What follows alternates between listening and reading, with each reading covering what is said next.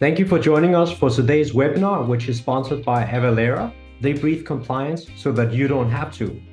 And we have two of the experts with us here today to share insights from Avalara's recent beverage alcohol deep dive report and highlight some of the challenges that beverage alcohol businesses are facing right now and in the immediate future. A couple of technical things before we jump into the webinar. This webinar is pre-recorded. However, the experts are with us in the live chat. So if you have any questions any time along the way, just pop them into the live chat and they can answer them as we go along.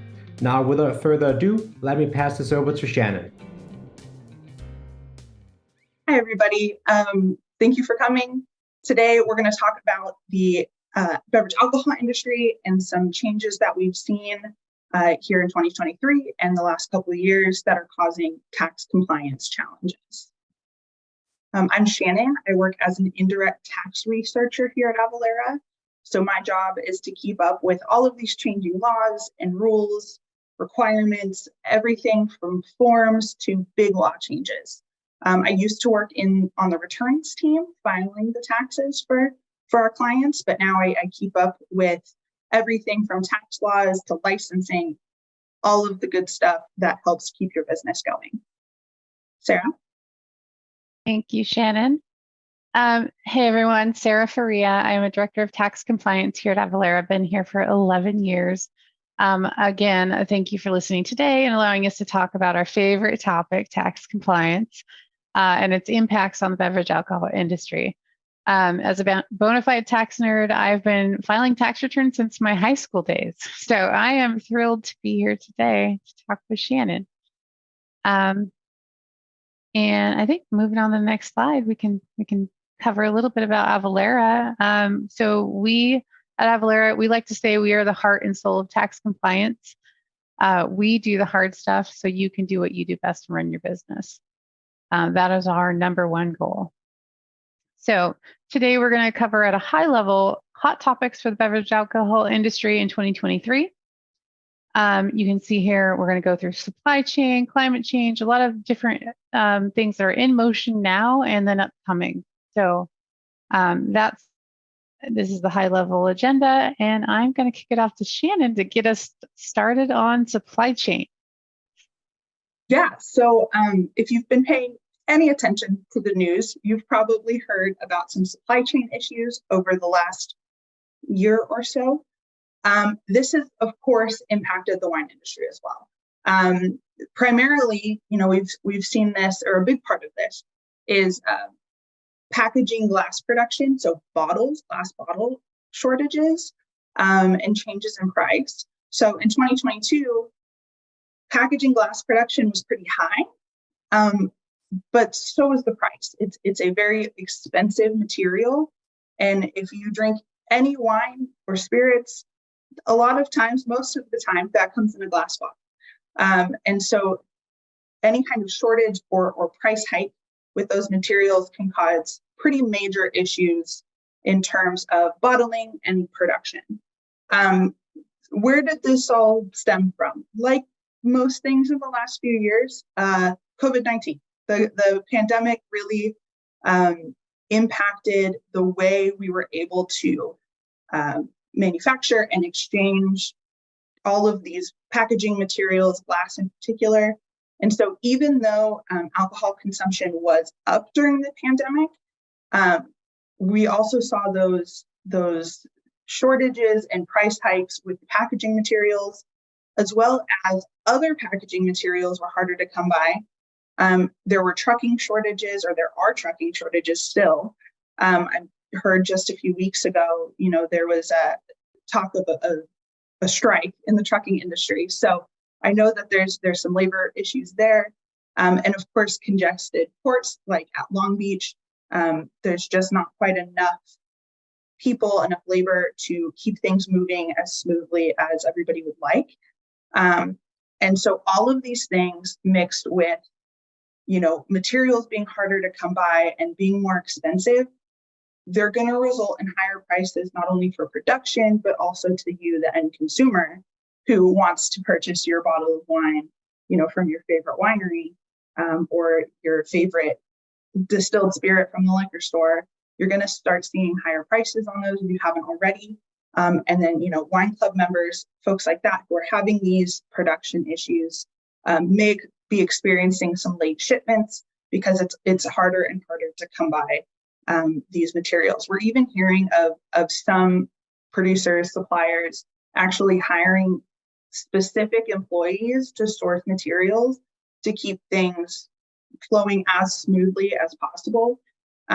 But a lot of people are saying basically chaos is the new normal when it comes to supply chain issues. And like I said, it's not just wine, but distilled spirits as well. Next, I'm going to talk a little bit about climate change, which is, of course, always a hot topic, no pun intended. It's an everlasting issue for us here, right? We're seeing really severe weather across the world. Just in this last week or two, there were massive fires in Hawaii. I live in California. We always have a pretty severe fire season. I actually live in Sonoma County, and I know that in the past couple of years, we've had some very severe fires that have really impacted wine production here in this region. And then, of course, being in California, can't talk about California wine without talking about drought. We see frosts at weird times or more frequently in the cooler months. As I mentioned, wildfires, smoke taint is a huge issue in wine regions that are particularly prevalent or particularly prone to wildfires. And then, of course, we're talking about hurricanes and floods in the wet seasons, things like that. So we're seeing these harsher conditions across the board, and not to mention higher temperatures, right? We're seeing warmer temperatures. I think July of this year was the warmest temperature, or the warmest month on record, in general. But what does this mean for the industry, right? If you're in Sonoma or Napa County or Paso Robles even, these are already pretty warm regions, especially in, it's August now. We're getting into our warmest months. So we're going to see parts like Napa, Sonoma, Paso.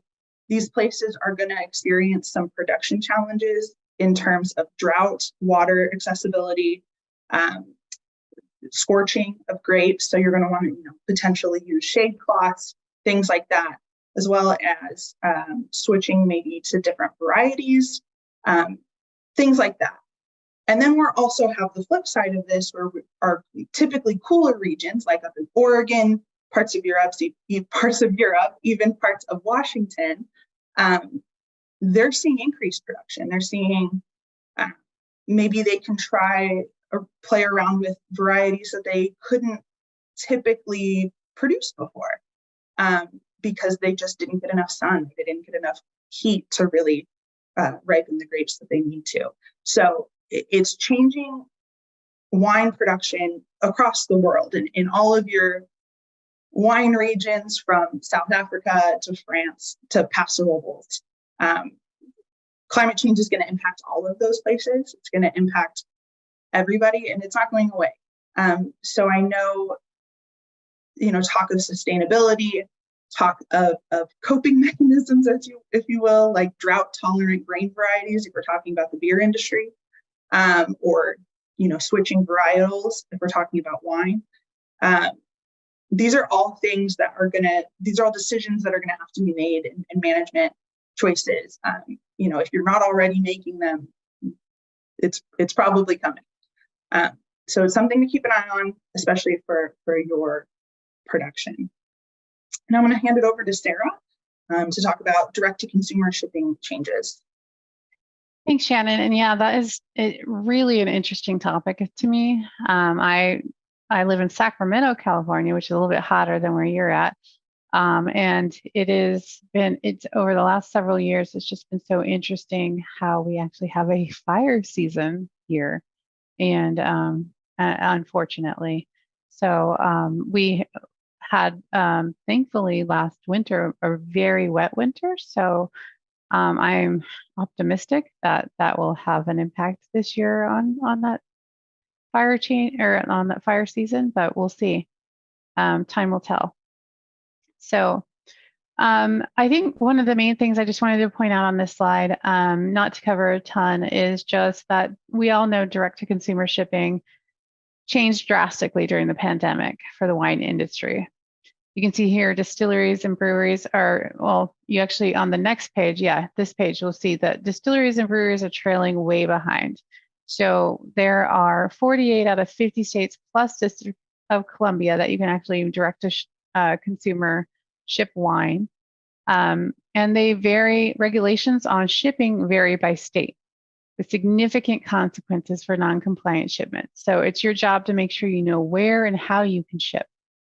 But at the most established part of our direct-to-consumer beverage alcohol market, wineries are able to ship directly to those 48 states, but they cannot ship directly to consumers in Mississippi and Utah. So a couple of states still trailing behind. There are also very different nuances with certain states, such as like Arkansas, Delaware, and Rhode Island. They allow on-site shipments, but not off-site shipments. So these are all very critical when it comes to running your business, because you need to know where you can ship and where you're not going to be fined or find yourself in a tricky situation. So to better understand some of those basics, if you do want more information, we will provide the basics of direct-to-consumer shipping for wine as a link on this page. And then the main thing to point out is, like, how do distilleries and breweries level the playing field? You can see that it's very, very different. and there's many reasons for that, right? Like, so wineries can ship, and wine typically has a higher value as far as the pricing points. So sometimes you can justify the shipping costs. We have lots of wine clubs, things like that. And then out-of-state wineries can ship in, since they can ship in most states, our breweries and our distilleries want to level that playing field. A lot of times, I think, one of the main points is that breweries, they can ship in 10 states right now, plus Washington, D.C., and out-of-state distilleries can actually ship into 6 states and Washington, D.C. But it's like, it's all about the cost value, right? So is the shipping worth the cost? And that's where I think we're running into, beer is typically a lower price than wine. So is it really of value to ship out of state? Or do we just need our breweries to expand into other states at a more, high level? So the price point of the beer and the high cost of shipping is one of the main reasons that we haven't seen a lot of impact in this area. But in 2022, we did not see any states add new DTC shipping laws in that year. So a lot to, like, there's a whole impact on this, and we don't know, like, there's a lot more to come, and we have a lot of people that are really focused on this area. Nevada, here you can see on the screen, actually disallowed DTC shipments by beer and spirits in 2022. So some states are actually going backwards a little bit. And that's I think that's one of the key takeaways for me, and as our compliance department at Avalara, is just everything is ever changing all the time, and it's keeping up with these changes and regulations, because it's not just, alcohol regulations are so much more regulated than other types of sales. So it's like really keeping up with those is super important. So that's one thing to keep in mind. So next up, industry change number 4, Rudys Spirits RTD tax rates. Discus is actually lowering tax rates on ready-to-drink products. This is, had a really big impact in the pandemic as well. Like it had a very a huge uplift But are they changing the tax rates? We're looking at reducing tax rates in some areas. And is that, that's not something we see every day. So it's pretty interesting, but there are certain states that are not. And so West Virginia, 30 times higher tax rate. So all of these different variations are something that are just so incredibly hard for a business to keep up to date, especially if you're trying to run your business and create your product and sell your product, like understanding the different tax rates in the different laws for how you sell your or how you sell your beer, your wine, your spirits is just so impactful for your business, because you can be like, there are fines, that can be incredibly high. So it's super important. And that's what we're here for. Like, that is what we do. That's our jam. So, you can see a couple highlights here. Michigan and Vermont have reduced the gallonage excise tax rates on spirit-based RTDs. Well, that's different. And then Arizona is actually following that suit in 2023. So that's pretty great. I think I'm going to pass this one back over to Shannon to talk about environmental sustainability. Yeah, so earlier I talked about climate change. Environmental sustainability goes hand in hand with that, right? Sustainability practices such as recycled materials or water management, things like that. Today, I'm going to focus primarily on the recycling side of things, because we're seeing a lot of changes in that space currently. So I want to take a step back to the 1980s. A ban on particular container types or incentives to recycle, this is not a new concept in the world of alcohol. Actually, in the 1980s and 1982, Sweden put a ban on aluminum cans for beer and soda if the industry could not reach a recycling rate of 75% by 1985. So in 3 years, they had to hit that 75% recycle rate for aluminum cans. They succeeded. They were able to do that, so much so that by 1995, they'd actually so 10 years later, they'd actually reached a recycling rate of 92% for aluminum cans. That's so high in terms of recycling rates. You can see here, Sweden versus the United States. Sweden's got us beat by a mile in terms of recycling rates. It did go down a little bit after that 1995 peak of 92%, but even still, they have us beat by a mile. And so here in the US, what we're seeing is states are updating their bottle bills or implementing extended producer responsibility programs, right? EPR programs. So we see this in California. As I said, I'm in California. They just expanded the bottle bill to include wine, and that's going to take effect here in January. And that's a huge change for the industry, especially in California, large wine production state. And so this is going to impact your wineries, your bottlers, your distributors, your out-of-state direct shippers. Everybody selling wine or within the wine industry here in California is going to be impacted by that change. So it's important to be able to pay attention to those changes and those requirements. The CalRecycle website has a ton of resources on how to define your business in terms of recycling bills, all that good stuff. I could go on for days about California's new bottle bill. It's been taken over my life recently, so I can go off about that. But California is not the only state making these kinds of changes. Actually, Maine and Oregon enacted an EPR program for packaging products, right, for different container types back in 2021. And so we've seen Oregon slowly try, we've seen both states really slowly try to move that forward and enact those requirements. And along with California, Colorado actually updated their bottle bill in 2022.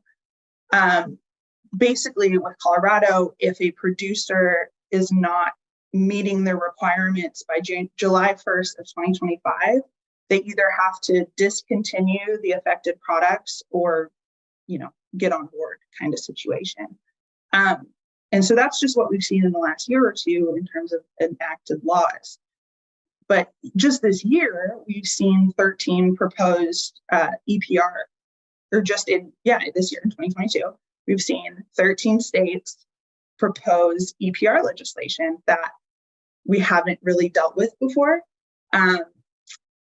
Connecticut, Illinois, Maryland, these are just a few examples. We've even seen this at the federal level to an extent. Now, these are not laws that have been passed. They've just been, or bills that have been proposed. So, there's no guarantee that anything's going to change right away. But even United States Congress is evaluating EPR programs and recycling bills and requirements like that to increase recycling here in the United States, to find ways to more and sustainably manufacture, not just in the alcohol industry, but any industry across the board. These are changes that aren't going anywhere. They're only becoming more prevalent, as we've seen with California. So it's definitely something to pay attention to. So another change we've seen going on is there's been talk of updating labeling requirements in the alcohol industry. Now, again, these are just, there's just discussion. Nothing has changed yet. Nothing is set in stone, but it is fascinating to pay attention to. And it's important because, the first step to making those changes is talking about them. So if they're talking about them, chances are something may happen in the future. It's important to pay attention. So recently, the Treasury Department, who is the overarching governing body of the TTB, they've actually advised the TTB to update their labeling requirements, with the focus being consumer protection, public health, and actually reducing a burden on new and small businesses. Right now, federal labeling requirements for wine and spirits and high alcohol other products, anything over 7% alcohol by volume. The TTB does have requirements, pretty strict requirements, but it doesn't provide things like calorie count or ingredients or allergen information or salaries or serving sizes or anything like that, right? You can kind of see an example there on the left. But the Treasury Department has advised the TTB that, hey, maybe this might be a good idea. Back in in 2003, so 20 years ago now, a pretty large group of 66 organizations, 8 individuals, and then these 3 agencies here, the Center for Science, in the public interest, the Consumer Federation of America and the National Consumer League. These groups all banded together to submit a petition to the Treasury Department to update alcohol labeling to include things like alcohol content, which they typically do now, but things like calorie count, ingredients, allergens, all those things I already mentioned. This petition was submitted 20 years ago, just about. But in 2022, nothing happened. And in 2022, this group actually sued or filed a suit against the Treasury Department saying, hey, you need to pay attention to this petition. Like you need to respond. They hadn't responded yet. Nothing's really happened yet, but it's interesting to keep an eye out on these kinds of things. And it's important, right? Because if they do decide to change these labeling requirements, if you're producing alcohol, if you're bottling alcohol, you're going to be impacted. So something to pay attention to, and I think it's fascinating. Next, we have fulfillment houses, which is always a hot topic for the direct-to-consumer shipping industry. And we've seen changes over the last few years, substantial changes, especially with direct-to-consumer shipping becoming so popular and prevalent during COVID-19, it really brought the methods of shipping and tracking those shipments to the forefront of these state agencies' minds. So Oklahoma is actually a state that completely prohibits use of fulfillment houses for direct-to-consumer shipping. You cannot utilize a fulfillment house if you're going to be shipping directly to consumers in Oklahoma. That's the current law. I don't think there's been any discussion of changing that anytime soon, at least not official discussion. But then we have other states that they don't prohibit it, but they do regulate the use of fulfillment houses. We've seen Tennessee recently created a fulfillment house license in 2021. So if you're going to be shipping directly to consumers in Tennessee, you want to make sure it's through a fulfillment house licensed to do so in Tennessee. These fulfillment houses also have reporting requirements, which may not impact you as the supplier, but it is a factor for them if they're going to be doing that kind of business. And then we have Louisiana, which actually a couple of years ago had sent out letters to a lot of direct-to-consumer shippers, asking them to cease and desist using fulfillment houses for direct-to-consumer shipping. So that has gone away. They're no longer asking people to stop doing that, but instead they implemented other requirements. So you have to, they have modeled this after Illinois, you actually have to notify Louisiana ATC saying, this is the fulfillment house I'm going to use. Here is written proof that I appoint them as my fulfillment house. You have to actually submit this written appointment to the Louisiana ATC before you can ship directly to consumers utilizing that fulfillment house. And we see this change all the time. Alabama created a fulfillment house license as well. We're seeing changes across the board. It's something to pay attention to if you're going to be utilizing a fulfillment house to ship directly to consumers at all. Like anything else in our industry, is changing all the time. Now, in the spirits sector, specifically here in California, as a result of the pandemic, craft distillers here in California were allowed to ship directly to consumers here. But that only lasts until 2024, until January 1st of this coming year. It cannot come from out of state. It has to be here. It's craft distillers here. It has to be craft. Also, so that stops January 1st, but there are bills that have been proposed to expand this either permanently or to 2025. And one of these potential bills, if not a couple, are actually looking to also prohibit the use of fulfillment houses for spirits DTC here in California. So if you have any kind of spirits business, I know there's a few wineries out there that also produce a couple spirits products, and you're wanting to ship those directly to consumers, this is something to pay attention to as well. And then as always, states can change this stuff pretty much at any time. So keep an eye out. Next, we're going to talk about tied house laws. This is something that I would say people who have been in the industry for years and years don't fully understand tied house laws.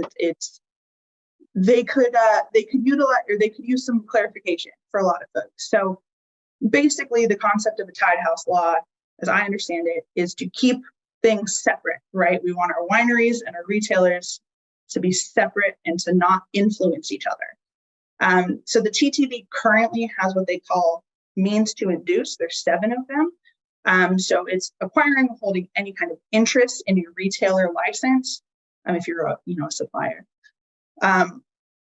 Same thing, acquiring or holding an interest in their real or personal property, renting, lending, selling things of value to a retailer, which you could see that as coercion, if you will, paying or crediting a retailer for advertising, displaying, or distributing your products.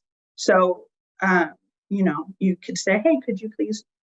There's all sorts of things, right? That could fall under that category. Repaying a loan or guaranteeing a loan on behalf of a retailer, extending any kind of credit beyond 30 days from the date of delivery to that retailer, or requiring the retailer to take and dispose of certain amounts of products or a quota. there's all sorts of things that can fall into any of these 7 categories. And so it's important to understand Tied House laws to make sure you're not breaking said Tied House laws.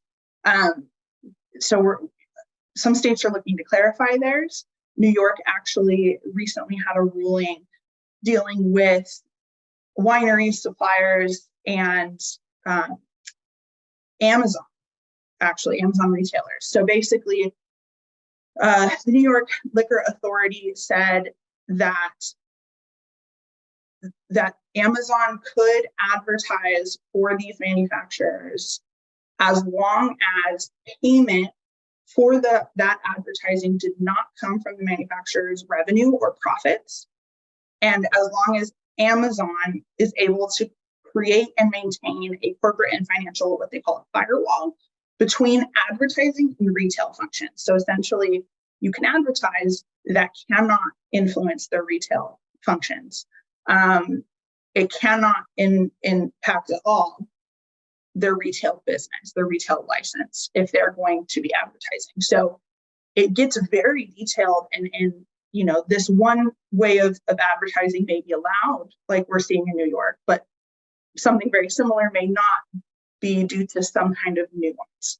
So these are things that are fascinating to me. I'm a big nerd about these things. I find it absolutely and totally fascinating to follow.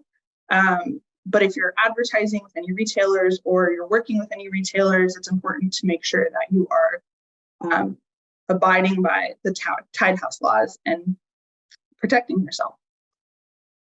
Now I'm going to hand it over to Sarah to summarize some other industry issues that we are seeing.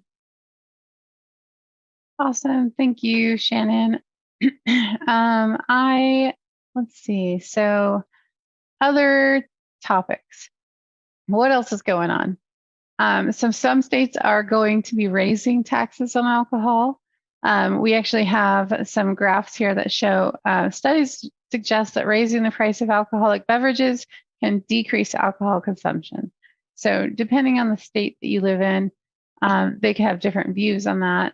I think that's something that's existed from the beginning of time. There's always a balance between supporting alcohol and in the most efficient way possible, but also balancing just being human and wanting to support our overall industry in the most supportive way as possible. New Mexico recently passed a bill that would have raised beverage alcohol taxes, but the governor vetoed the increase, and Massachusetts and Oregon are also introduced. So, raising alcohol rates we'll see if it actually affects the industry or not. But statistics do show that it does have an effect on the overall impact. So, like I said, it's all about that balance. And then I guess next up, really, it's all about looking ahead. If you want to move to the next slide. There are, we've had, this was a very COVID-19 situation with cocktails to go, where restaurants were allowing customers to buy cocktails with their dinners and take them to go. That was very unique, and not in every state implemented law that came into place. Some were permanent, some were temporary, and some were just prohibited. So you can see here, there's a little bit of a map where it says some states have actually made it permanent. You can take a alcohol beverage to go if you're ordering takeout. Some states are prohibited, some states are temporary, and you can see here on the side some of the expiration dates. So I think there's going to be a lot of change in that scenario. There's not as much of a need, I don't think, for it, as now restaurants are opening back up to the public. There's not as much of a need to get an actual alcoholic beverage to go. I personally don't think that the cost is worth the benefit, but we'll see what continues to evolve over time for that particular area. Yeah, not the most recent updates when it comes to that, but looking ahead, like you can see here, we really can't cover every single tax change. There's so many, I'm sure everybody on this call is aware, that impact your business and how you're going to maintain and structure a business plan as you go into the new crazy tax landscape that is upon us. We've provided some additional resources here, 2023 tax changes, conquering beverage alcohol compliance challenges, where you can actually learn about, you can get into details on our website where we specifically talk about state by state as you're considering expanding your business. It's very helpful. So I encourage everybody to take a look at that resource. And then also with the 2023 tax changes, just take a look at that and get familiar with the tax changes, because as we mentioned earlier, like regulation is key and can really make an impact on your business. So we are here to make sure that